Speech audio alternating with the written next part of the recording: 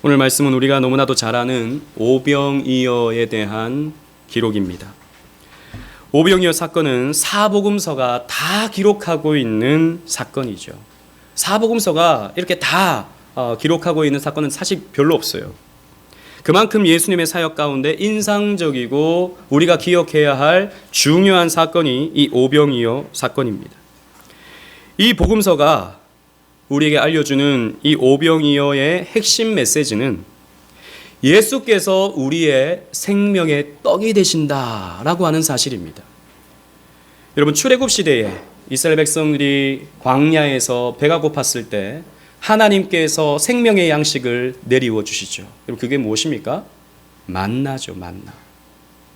마찬가지로 빈들에서 이 이스라엘 백성들이 배가 고팠을 때 예수님께서 떡을 나누어 주십니다. 그리고 요한복음에 보면 내가 생명의 떡이다 라고 말씀해 주시죠. 이 오병이어를 나누시고 나서 예수님께서 내가 너희를 먹이는 생명의 떡이다.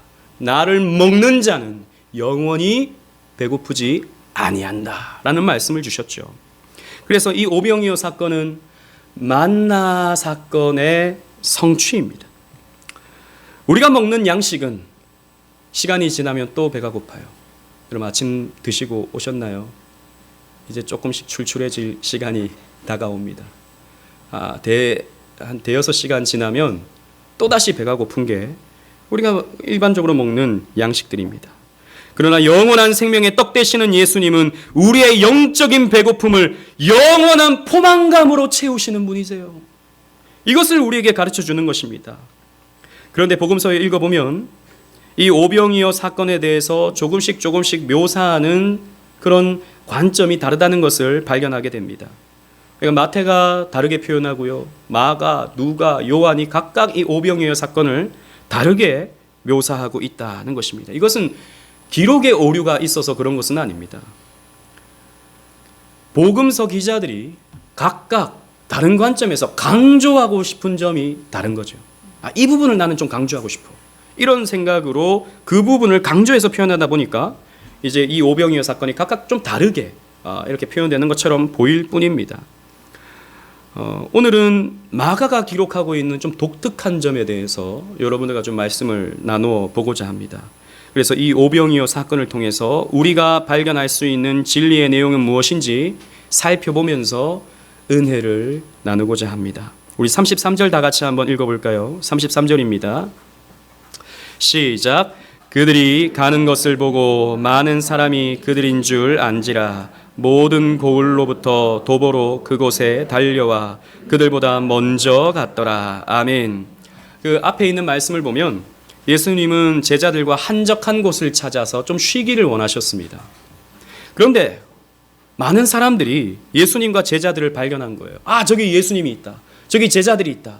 저기를 가봐야겠다. 라고 해서 수많은 사람들이 예수님이 있는 곳을 따라오게 되었습니다. 여러분, 이때 당시 예수님은 그야말로 이슈 메이커였죠. 예수님이 가는 곳에는 언제나 사람들이 모였고요, 언제나 사람들이 득실득실했습니다. 왜냐하면 예수님이 나타내 보여주시는 기적들이 실로 놀라웠거든요. 그리고 예수님이 해주시는 말씀에는 다른 곳에서는 들어볼 수 없는 위험 있는 말씀이 선포되었거든요. 그래서 예수님은요, 항상 주변에 사람들이 모여들게 된 것입니다. 그래서 예수님이 가신다라고 하니까 예수님은 좀 쉬고 싶으셨는데, 제자들과 좀 쉬면서 음식도 좀 먹고 하시려고 하셨는데, 이 사람들이 막 뛰어서 막 몰려오는 거예요. 예수님이 가신다라고 하는 곳에 더 뛰어서 먼저 사람들이 가 있는 곳입니다. 왜 사람들이 이렇게 모였을까요? 앞에서 말씀드린 이유가 있지만 거기에는 분명 호기심이 있었을 것입니다. 그분이 그렇게 능력이 많아? 나도 한번 보고 싶어. 그분이 그렇게 병을 잘 고쳐? 나도 그렇게 한번 보고 싶어. 라고 하는 그런 호기심으로 사람들이 많이 모였을 것입니다. 혹 당사자들이 있죠. 질병의 문제를 가진 사람들, 문제의 고통을 가진 사람들, 이런 사람들이 좀 예수님을 통해서 해결받고 싶은, 그 문제를 좀 해결받고 싶은 마음이 이 사람들에게 있었을 것입니다. 그리고 또 어떤 사람들은요, 예수님을 왕으로 삼고 싶었을 거예요. 요한복음에 보면 그런 표현들이 나오거든요. 저 능력이 있는 예수님, 저 위험 있는 예수님, 저 인기 있는 예수님을 왕으로 삼아서 혹시 저분이 또 구약에 예언되어진 메시아가 아닌가? 이때 당시 사람들은 메시아를 정치적인 메시아로 생각을 했거든요. 그러니까 이 로마의 압제로부터 벗어나게 해줄 정치적 지도자, 그런 메시아로 생각해서 저분이 그런 우리의 정치적인 지도자가 될 것은 아닌가? 정치적인 메시아가 아닌가? 라고 생각하면서 저분을 왕 삼아서 한번 우리 이 나라를 뒤집어 엎어야겠다라고 생각을 했던 것이죠. 이런 여러 가지 이유들로 많은 사람들이 예수님을 따라 모이게 되었습니다. 그런데 예수님은 이 사람들을 바라보시면서 어떤 마음을 가지시냐 하면 34절입니다. 다 같이 한번 읽어보도록 하겠습니다. 시작. 예수께서 나오사 큰 무리를 보시고 그 목자 없는 양 같음으로 인하여 불쌍히 여기사 이에 여러 가지로 가르치시더라. 아멘. 이렇게 호기심으로 문제 해결을 받고자 정치적 메시아를 원하여 자신을 따라온 수많은 사람들, 그러니까 남자, 장정만, 다 큰 남자만 5천 명이었으니까 여자들, 아이들 뭐 이렇게 다 포함하면 약 2만 명 정도가 되는 수많은 사람들이에요. 이 2만 명가량의 무리를 보면서 예수님은 불쌍히 여기셨어요. 왜 불쌍히 여기셨는가? 이들이 마치 목자 없는 양같이 보였거든요. 갈 길을 잃어버린, 주인을 놓쳐버린, 그래서 곧 늑대에게 잡아먹힐 위기에 있는 그런 목자 없는 양같이 보였기 때문입니다.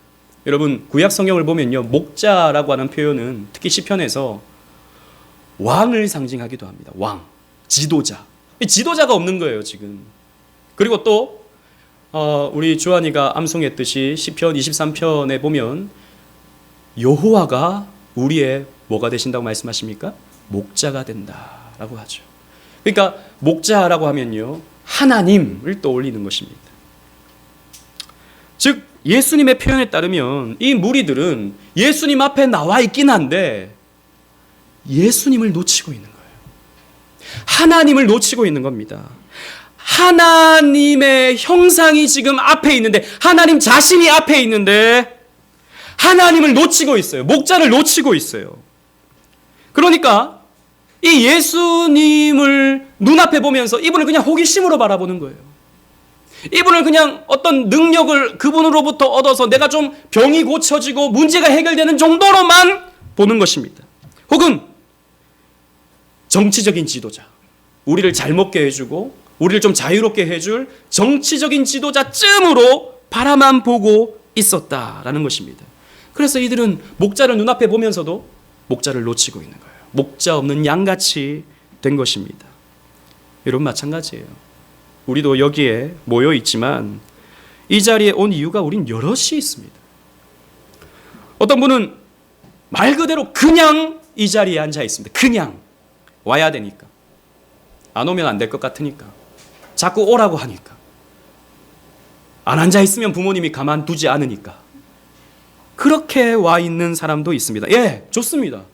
안 앉아 있는 것보다는 훨 나아요. 잘 오셨습니다. 또 어떤 분은요, 지금의 개인적인 문제를 좀 해결받고 싶어서, 지금 이 나를 고통스럽게 만드는 어떤 문제, 이 문제를 좀 해결받고 싶고 또 하나님이 주시는 복을 좀 누렸으면 하는 마음으로 이 자리에 온 분도 있을 수 있습니다. 예, 잘 오셨습니다.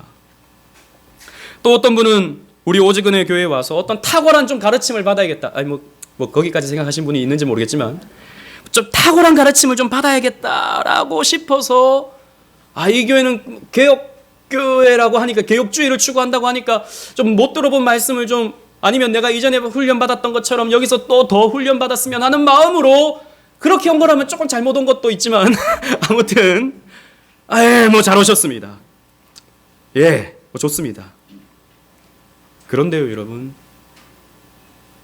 안 온 것보다는 훨씬 더 낫지만 이런 이유로 이 자리에 여러분들이 앉아 있다면 여러분들은 헤매고 있는 사람입니다. 목자 없는 양 같은 사람들이에요. 즉, 여러분, 하나님은 여러분들과 교제하길 원하세요. 예배를 통해서 여러분들과 만나길 원하시고, 여러분들에게 말씀을 주시고, 또 그 말씀을 통해서 여러분들이 즐거워하길 원하시고, 거기에서 하나님의 아름다움을 보고 하나님의 영광을 보길 원하세요. 그래서 그 힘으로 이 험한 세상을 살아갈 수 있는 능력을 받길 원하세요.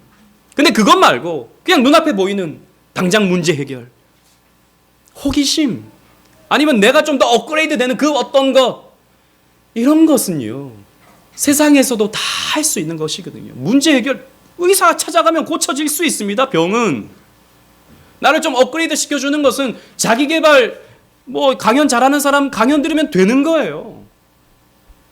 여기는 그런 곳이 아니죠. 하나님을 만나는 곳입니다. 하나님의 영광을 보는 것이죠.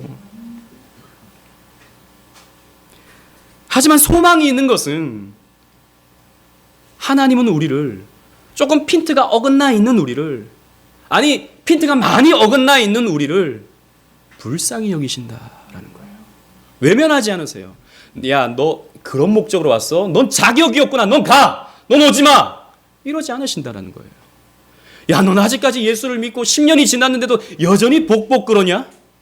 야, 너는 그냥 미래가 안 보인다. 너는 그냥 됐다야. 그냥 가라. 하산해라. 이러지 않으신다라는 겁니다. 불쌍히 여기세요. 외면하지 않으십니다. 내치지 않으십니다. 그래서 예수님 어떻게 하십니까? 이들에게 말씀을 주세요. 너무 은혜롭습니다. 우리 주님은요, 이들을 보듬어 주시고요, 말씀을 주세요.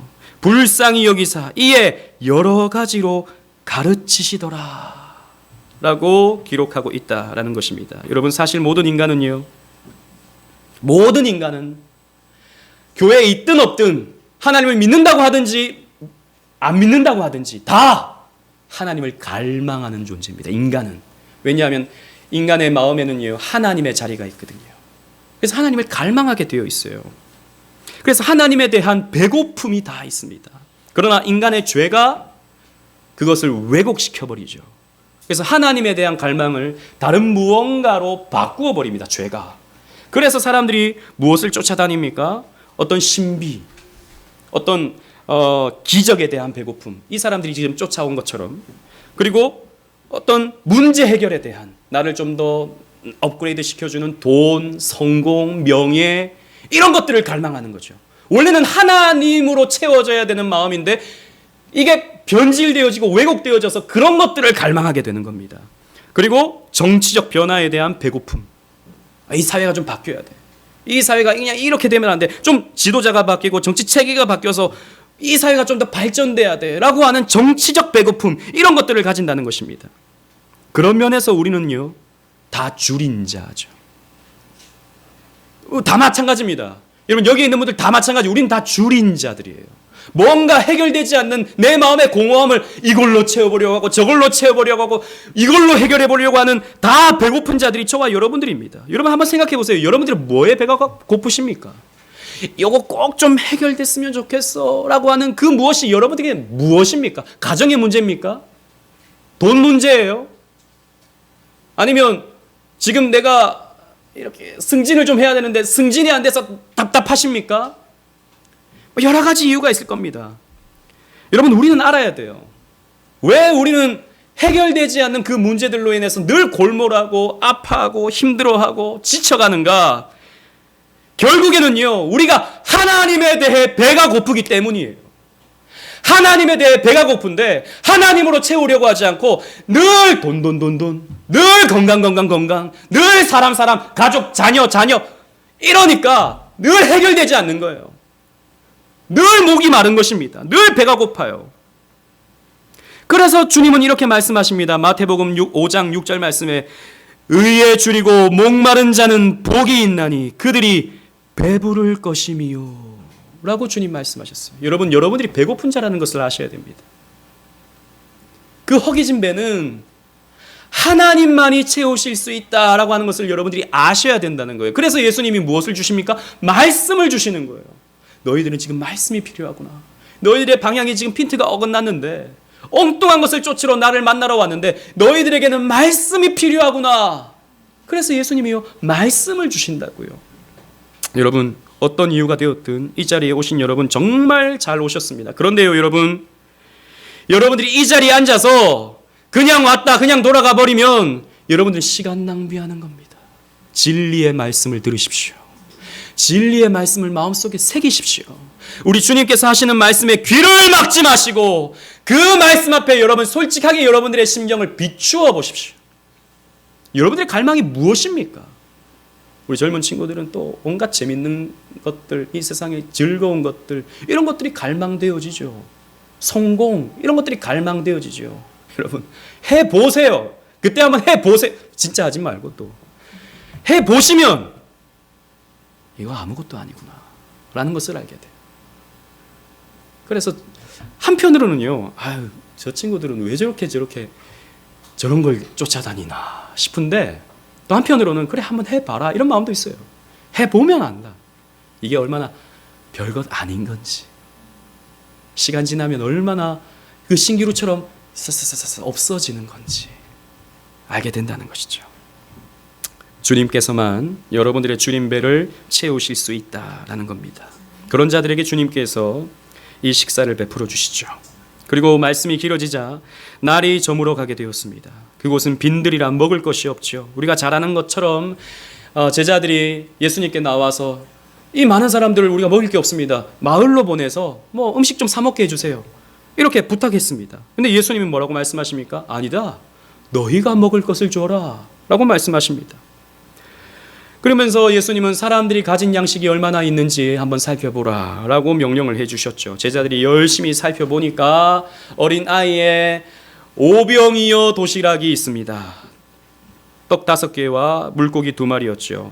이때 예수님께서 이렇게 말씀하십니다. 여러분 39절 40절 다 같이 한번 읽어보도록 하겠습니다. 39절 40절입니다. 시작. 제자들에게 명하사 그 모든 사람으로 때를 지어 푸른 잔디 위에 앉게 하시니 때로 100명씩 또는 50명씩 앉은지라. 아멘. 이것이 마가복음의 독특한 묘사입니다. 마가복음에 나타나는 아주 독특한 묘사예요. 잔디 위에 사람을 앉히시는데 100명씩 50명씩 따로 앉힌 겁니다. 여러분 한번 생각해 보세요. 이것이 무엇을 의미하겠습니까? 왜 예수님께서는 이렇게 100명씩 50명씩 때로 앉도록 하신 것일까요? 여러분 마치 군대처럼 보이지 않나요? 50명씩 100명씩.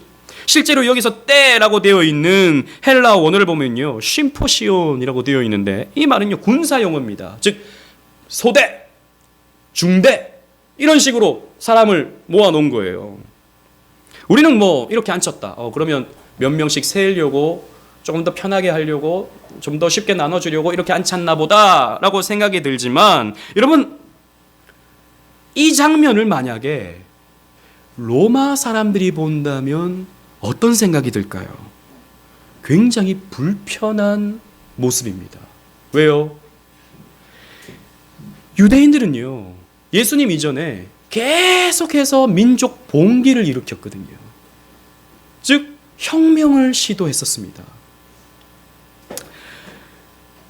우리가 유대인인데, 우리는 하나님의 지배를 받는, 하나님의 통치를 받아야 되는 유대인인데, 우리가 저 헬라의 통치를 받고 로마의 통치를 받는다? 그들에게 있어서는 엄청난 자존심의 상처였습니다. 그래서 계속해서 봉기가 일어나죠. 특히 예수님 탄생 전 160년 전에 여러분 들어보셨을 겁니다. 예전에 우리 공부한 적도 있었는데요. 유다 마카비라는 사람이 일어나서 독립전쟁을 펼칩니다. 실제로 그래서 독립을 이뤄내죠.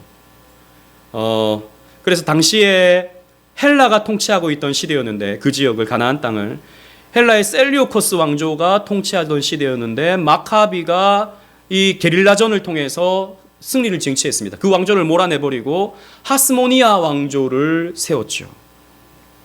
그래서 유대인이 통치하는, 유대인 왕이 통치하는 그런 시대를 열어가게 되었습니다. 그러나 그게 길지 않았습니다.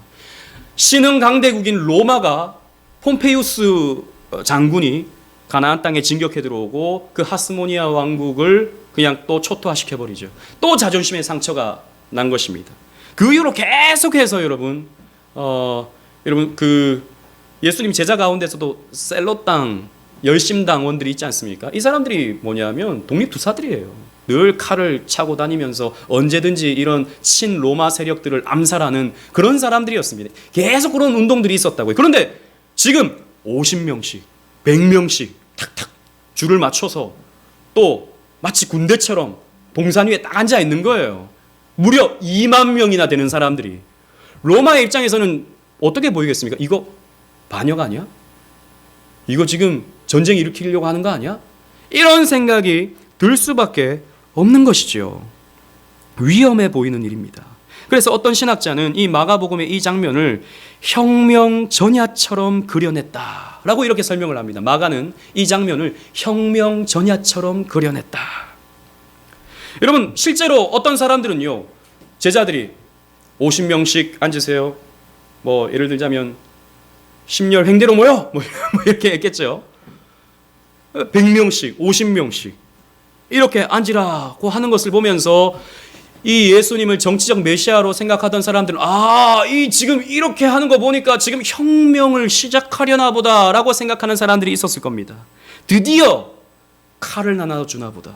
드디어 창을 나누어 주나 보다. 이제 저 로마 당국을 향해서 진격해 들어갈 때가 됐구나 라고 생각했을 수도 있다는 것이죠. 그런데 제자들이 이제 뭔가를 나눠주는데 뭘 나눠줍니까? 창을 나눠줍니까? 칼을 나눠줍니까? 뭘 나눠주죠? 떡을 나눠줘요. 떡 가지고 혁명하기는 어렵죠. 떡으로 아무리 찔러도 어떻게 그게 안 되는 것입니다. 아니, 지금 혁명을 앞두고 웬 떡인가? 지금 혁명을 앞두고 웬 물고기인가? 이런 생각을 했을 것입니다. 그런데 여러분, 여기 아주 중요한 표현이 있어요. 아주 중요한 표현. 41절 말씀 여러분 다 같이 한번 읽어보도록 하겠습니다. 41절입니다. 시작. 예수께서 떡 5개와 물고기 2마리를 가지사 하늘을 우러러 축사하시고 떡을 떼어 제자들에게 주어 사람들에게 나누어 주게 하시고 또 물고기 2마리도 모든 사람에게 나누심에. 아멘. 예수님께서 이 떡을 나누시고 물고기를 나누실 때 어떻게 하시는가? 그 도시락을 들어서 하늘을 향해 축사하셨다 그랬습니다. 이 축사는 축복했다라는 말이에요. 축복하셨다. 그리고 그 떡을 어떻게 하십니까? 떼었다라고 말합니다. 여러분, 이 떡을 떼었다라는 말의 영어 표현을 보면 broken이에요. 떡을 깼다. 떡을 부셨다. 떡을 떼었다라는 거예요. 헬라어 원어를 보면 어떻게 되어 있냐면 순이 축복했다, 떼었다, 떡을 이렇게 되어 있어요. 축복과 떼어짐, 그러니까 부셔짐, 축복, 부셔짐 이런 순으로 되어 있다라는 것입니다. 여러분, 이 장면은요, 나중에 일어나게 될 일에 대한 예고편이었습니다. 여러분, 상상이 좀 되시죠? 예측이 좀 되시죠? 이 장면이 언제 본편으로 나타나냐 하면 예수님께서 십자가에 달리실 때입니다. 예수님은 십자가에 매달려 2팔을 벌린 채 사람들을 축복하셨어요. 아버지, 저들의 죄를 사하여 주옵소서. 저들이 하는 짓을 저들은 알지 못합니다. 라고 저들에게 죄가 용서될 수 있도록 저들을 축복하셨습니다. 그리고 어떻게 되십니까? 예수님이 broken 되십니다. 예수님이 깨어지시죠. 예수님이 그 살이 찢어지십니다. 마치 빵처럼 말이죠. 제가 여러분들에게 말씀드리고 싶은 것은 예수님은 혁명을 하셨다라는 거예요. 사람들이 예측한 것처럼 혁명을 했다. 마가는 지금 그것을 그려주고 있는 겁니다. 그런데 세상의 방법으로 혁명을 하지 않으셨어요. 세상은 자신이 정권을 차지하기 위해 칼과 창을 들어 세상 권력자를 향하여 찌르죠. 그리고 죽여버려야 됩니다. 그것으로 혁명을 이루는 것입니다. 하지만 예수님은 그렇게 하지 않으셨어요. 예수님은 칼과 창으로 혁명을 하지 않으셨습니다. 당시의 황제였던 티베리우스나 총독이었던 빌라도를 향해 칼을 찌르지 않으셨습니다. 오히려 세상의 모든 권세와 능력을 가지신 진짜 왕이신 자신을 찌르신 거예요. 자신을 자르신 것입니다. 자신을 찢으셨습니다. 그것으로 예수님은 혁명을 이루셨다라는 것입니다. 여러분, 세상의 혁명은요, 우리와 그들을 나눕니다. 세상의 혁명은 우리와 그들. 우리는 뭐죠? 선이고 정의입니다. 그들은 뭐죠? 악이에요. 그들을 없애버려야 세상이 좋아지는 것입니다. 그래서 선이, 정의가 악을 응징하는 형태로 이루어지는 것이 혁명입니다. 그러나 우리 주님의 혁명은 자신을 깨시는 혁명으로 이루어진다라는 겁니다. 여러분, 변화는요, 우리 뭐 변화돼야 되죠. 우리 자신도 변화돼야 되고 사회도 변화되어져요. 교회도 변화되어져야 되고 변화가 되어져야 됩니다. 그런데 변화는요, 저 사람이 변해야 되는 게 아니에요. 우리 남편이 변해야 된다도 아닙니다. 우리 자식이 변해야 된다도 아닙니다. 그 성도가 변해야 된다도 아닙니다. 이 한국교회가 변해야 된다도 아니고 이 세상이 변해야 된다도 아닙니다. 내가 변해야 되는 거예요. 내가. 우리는 언제나 다른 사람이 문제다라고 생각합니다. 언제나 나는 이유가 있어요. 내가 이런 건 세상 탓이야. 지금 내가 이런 생각을 하는 것도 환경 탓이지. 뭐 이런 세상에서 이런 생각하는 거 당연한 거 아니야? 우린 그렇게 생각하죠. 우리 자신에게는 너무너무 너그럽지요. 그런데 다른 사람에게는 너무너무 혹독합니다. 저게 예수 믿는 거 맞아? 저 거듭난 사람 맞아? 저 사람 때문에 교회가 좀 이상해지는 것 같은데 분위기가? 우리 남편 때문에, 우리 아내 때문에 우리 집은 좀 안 되는 것 같아. 예, 뭐 맞을 수 있어요. 실제로 그런 이유가 있을 수 있습니다. 그러나 여러분, 예수님의 혁명 방법은 자신을 깨는 거예요. 그래서 바울은요, 우리에게 이렇게 권면합니다. 로마서 12장 2절 말씀 다 같이 읽어보겠습니다. 시작. 너희는 이 세대를 본받지 말고 오직 마음을 새롭게 함으로 변화를 받아 하나님의 선하시고 기뻐하시고 온전하신 뜻이 무엇인지 분별하도록 하라. 이 세대는 네가 변해야 된다. 이 세상은 당신이 변해야 된다라고 말하는 것이 이 세상인데요. 그것이 혁명인데요. 그런데 바울은 이렇게 말하는 겁니다. 오직 마음을 너 스스로 새롭게 함으로 변화를 받아라. 네가 변해야 된다. 이것이 주님의 방법이다 라는 것입니다. 여러분, 나를 변화시키는 것은 굉장히 힘든 것입니다. 내가 변해야 된다라고 하는 것은 내가 죽어야 되는 거예요.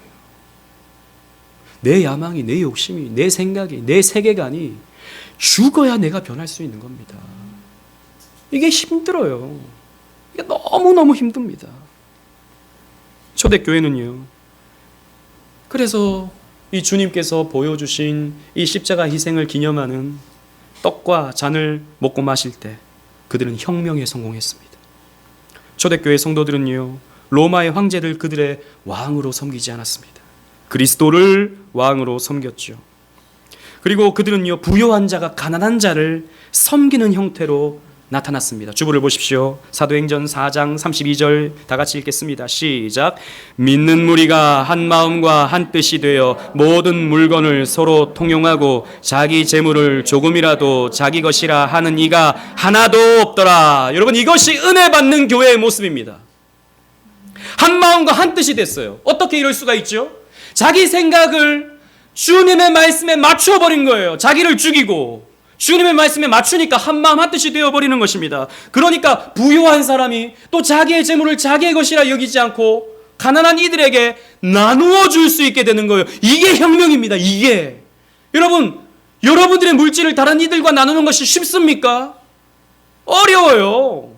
안 돼요. 내 먹기도 바쁜데, 내가 즐기기도 바쁜데, 내가 쓰기도 부족한데 뭐가 나눌 게 있습니까?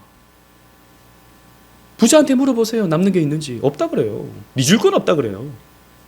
네, 쉽지 않습니다. 그런데요, 초대교회는요, 이런 혁명이 이루어졌습니다. 뿐만 아닙니다. 당시에는요, 민족, 성별, 지위, 혈통 이런 것이 굉장히 중요하게 돌아가던 그런 사회였죠. 그런데 그런 것까지도 다 혁명되어지는 것이 초대교회의 모습이었습니다. 갈라디아서 3장 28절 다 같이 읽어보겠습니다. 시작. 너희는 유대인이나 헬라인이나 종이나 자유인이나 남자나 여자나 다 그리스도 예수 안에서 하나이니라. 이 하나다라고 하는 말은 우리는 하나다 이 말이 아니고 다 동등하다, 다 똑같다라는 말이에요. 당신은 그러지 않았습니다. 남자와 여자는 달랐어요. 여자는 명단에 들어가는 일이 없었습니다. 그런데 성경에 보면요, 이 사도 바울이 문안 인사를 할 때 여자들이 굉장히 많이 나오죠. 특히 로마서에 보면 여자들부터 나옵니다. 이건 그때 당시에 상상할 수 없는 모습이에요. 혁명이 이루어졌기 때문이에요. 다 하나님 앞에서 남자나 여자나 동등하다. 종이나 자유자나 동등하다. 민족들, 유대인이나 헬라인이나 다 동등하다. 그 사회에서는 상상할 수 없는 일들이었습니다. 그런데 주님께서는 그것을 가능케 했어요. 무엇을 통해서요? 오병이어의 역사를 통해서, 더 나아가서 예수님의 십자가 역사, 생명의 떡을 나누어 주시는 그 역사를 통해서 혁명을 이루게 하신 것입니다. 여러분, 오늘 우리 성찬식이 있는데요, 이 찢어진 빵을 드시면서 주님이 흘리신 보혈을 여러분 함께 여러분들의 마음에 담아내시면서 기억하십시오. 내가 이렇게 찢어져야 되는구나. 내가 죽어야 되는구나. 여러분, 여기 빵은 우리가 잘랐죠. 손으로 찢지는 않고 잘랐습니다. 칼로 잘랐습니다. 주님께서 잘려지셨습니다. 우리도 죽어야 돼요. 예수님께서 피를 흘리셨습니다. 내 생각, 내 야망, 내 욕심, 나의 그 고정관념, 다른 사람을 힘들게 만드는 나의 그 어떠한 것들, 이런 것들을 죽여야 되는 거예요. 우리 주님께서 여러분들에게 이 식사를 준비해 주셨습니다. 이 식사는 줄인 자가 먹는 식사입니다. 여러분, 줄이십니까? 하나님에 대해서 배고프십니까? 따라서 지난주에 신청서를 내고 한 주 동안 뭐 크든 적든 준비하신 분들만 참여하실 수 있습니다. 이번에 신청서를 내지 않으신, 지난주에 참석을 못하신 분들은 못 받으십니다. 안타깝지만 못 받으십니다. 다음 받을 때를 갈망하십시오. 못 받는 것이 여러분들에게 복이 될 것입니다. 나 오늘 왔는데 왜 나는 안 줘? 못 받는 것이 여러분들에게 복이 될 것입니다. 왜요? 내가 이번에 주일 성수에 소홀했구나. 다음에는 꼭 내가 하나님 앞에서 열심히 해서 내가 저 떡에 참여해야겠다라는 마음을 꼭 가지셔야 됩니다. 그렇게 될 때 여러분들에게 오늘 못 받는 것은 여러분들에게 복이 될 것입니다. 그리고 다음에 꼭 받을 수 있도록 준비하십시오. 그리고 참여하시는 분은 이 식사가 여러분들에게 허용되었다는 것을 기억하면서 여러분들을 좀 더 깨뜨리셔야 됩니다. 좀 더 부셔지셔야 됩니다. 깨뜨려진다고, 부셔진다고 여러분들이 망하지 않습니다. 여러분들이 손해보지 않아요. 손해보는 것처럼 보이지만 여러분들이 더 복된 삶을 살게 될 것입니다. 영광스럽게 될 거예요.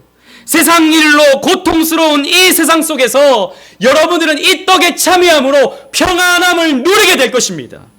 인간혁명, 인생혁명이 이 떡과 잔의 참여함을 통해서 이루어지기 때문입니다. 주 110년경 예수님이 돌아가시고 약 한 70년이 지난 80년 정도가 지난 그때 안디옥의 감독이었던 이그나티우스, 예전에 우리 공부했었죠. 이그나티우스는 투옥된 후에 자신이 로마에 끌려가서 원형 경기장에서 사자밥이 될 상황에 놓이게 되었습니다. 이제 사자에게 찢어 죽을 날이 가까워지는 것을 알게 되었을 때 이그나티우스가 마지막으로 했던 말은 이 말이었습니다. 지금 나는 죽기를 열망합니다. 내가 주를 위해서 죽기를 열망합니다. 내가 정말 간절히 원하는 것은 하나님의 거룩한 빵입니다. 다윗의 혈통으로 나신 그리스도의 몸을 원합니다. 영원히 죽지 않는 향연인 그분의 보혈을 나는 원합니다. 왜요? 이 떡과 이 잔이 우리를 변화시키기 때문입니다. 그래서 죽으면서 이 사람이 갈망했던 것은 이 떡과 잔이었다라는 것이에요. 여러분, 우리는 생명의 떡 되시는 예수님을 믿어야 됩니다. 이것이 가장 중요한 것입니다. 그 예수님의 희생이 여러분들을 변화시키게 될 겁니다. 또 뿐만 아니라 이 떡과 잔에 참여하는 여러분들 또한 이것을 맛보고 이것을 씹고 이것을 소화시키는 여러분들 또한 이 떡과 잔에 임재하신 주님의 능력으로 말미암아 여러분들은 변화될 것입니다. 그것을 믿을 때 여러분들의 삶에 혁명이 일어난다는 것을 기억하면서 이 자비의 식사, 이 희생의 식사인 이 성찬에 참여하는 저와 여러분들 되시기를 주님 이름으로 축원합니다. 아멘. 참여